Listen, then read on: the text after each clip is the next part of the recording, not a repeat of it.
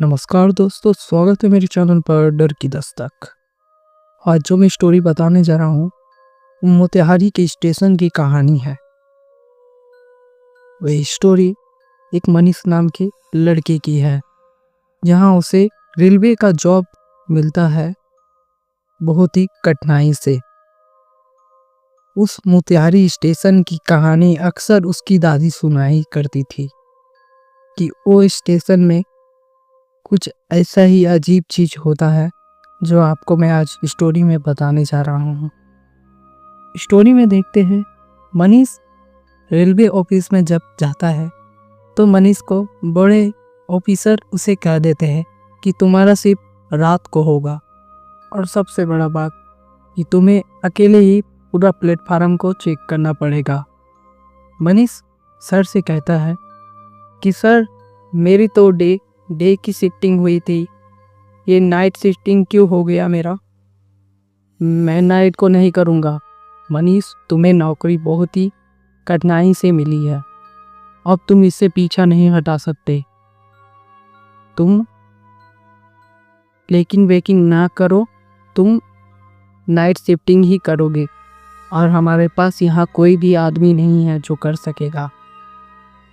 Money ना चाहते हुए उसे ये काम करना ही पड़ेगा, क्योंकि मनीष के घर के अवस्था बहुत ही खराब था।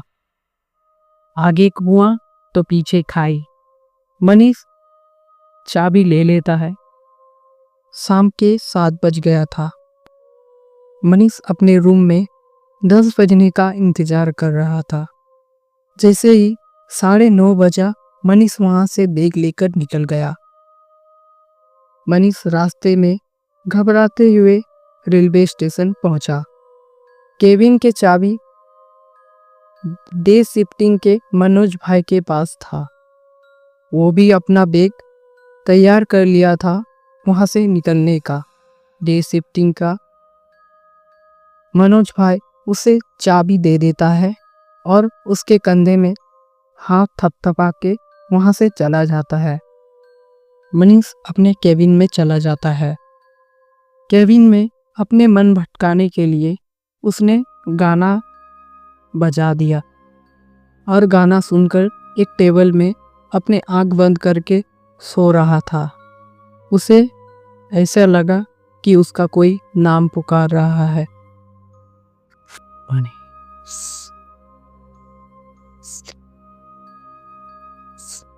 जैसे ही मनीष को कान में आवाज जाती है, मनीष छटपटा के उठता है और उधर इधर देखने लगता है। वो देखता है केबिन में कोई भी नहीं है। उसे थोड़ी राहत मिलती है।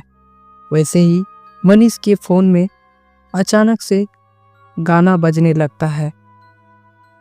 वो गाना जो आज तक मनीष कभी भी नहीं सुना है। गाना के लैंग्वेज भी मनीष को नहीं पता था कि यह कौन भाषा में गाना बज रहा है। मनीष जैसे ही फोन को उठाता है, फोन अपने आप बंद हो जाता है।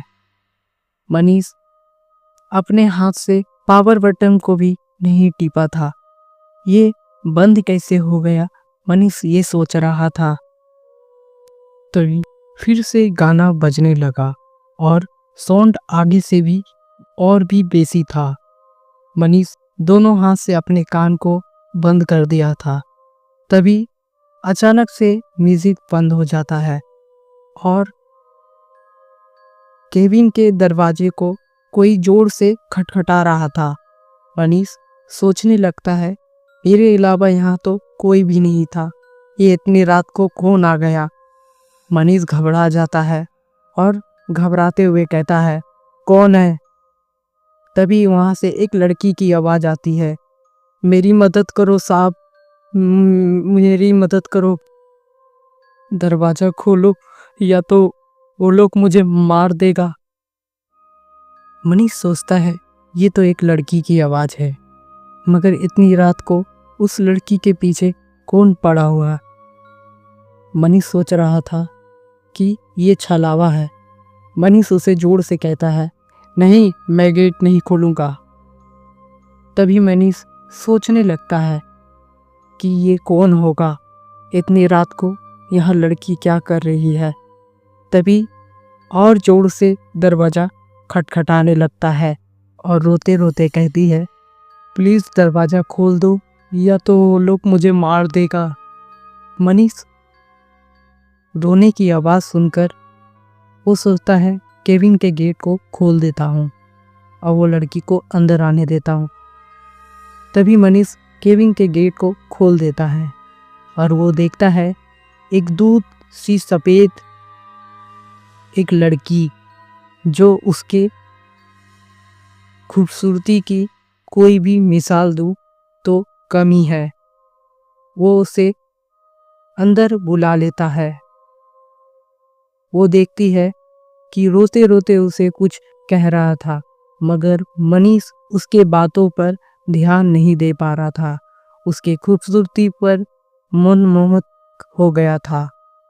तभी वो लड़की मनीष को ठेलकर उसके केबिन के अंदर चला जाता है। मनीष को कहती है, प्लीज़ आज रात को मुझे यहाँ रहने दो, कल सुबह मैं यहाँ से चला जाऊँगा।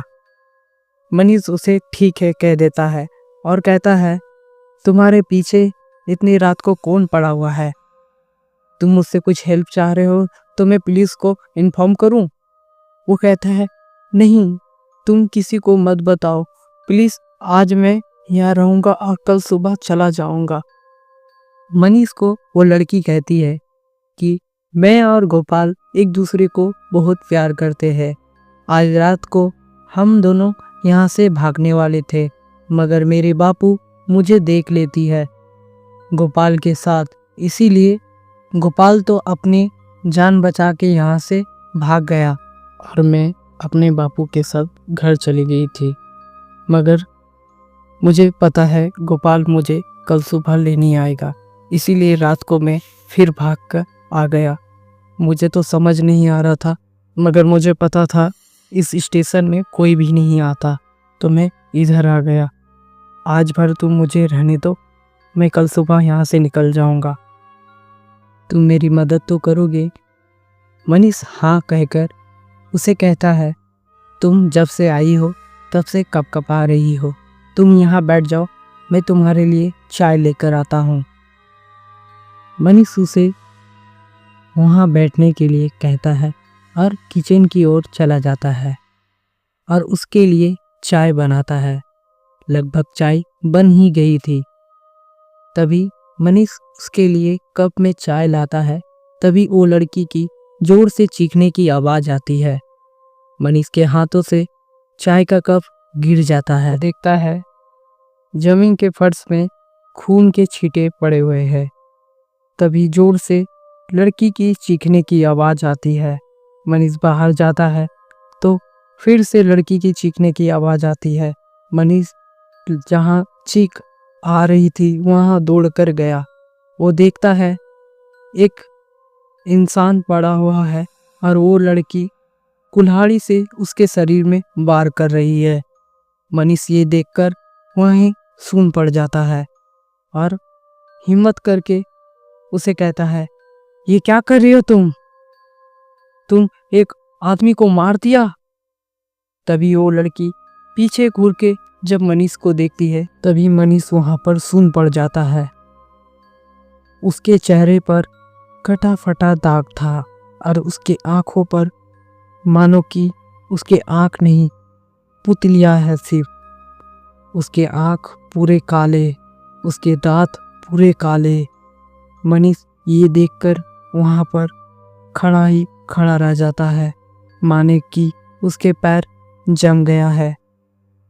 तभी वो लड़की उस इंसान का मांस उठाकर खाता है। मनीष ये देखकर और भी चौंक जाता है। तभी वो लड़की फिर से घूर के मनीष को देखकर हंसती है। जोर जोर हंसने के बाद मनीष उसे देखता ही रह गया और वो लड़की वहाँ से भाग जाता है। तभी मनीष हिम्मत करके उस लाश को देखने के लिए जाता है, मगर मनीष वो लाश को देखकर वहाँ ही बेहोश हो जाता है। जब मनीष सुबह उठता है तो वो देखता है वो अपने केबिन के टेबल में बैठा हुआ है और प्लेटफार्म से बहुत चिल्लाने की आवाज़ आ रही है।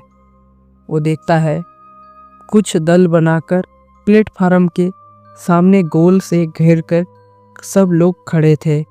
मनीष वहाँ जाकर देखता है, वो वहाँ देखकर उसके शरीर सहम गया। वहाँ पर एक लाश पड़ी हुई थी और वो लाश और किसी की भी नहीं, वो लाश मनीष की थी।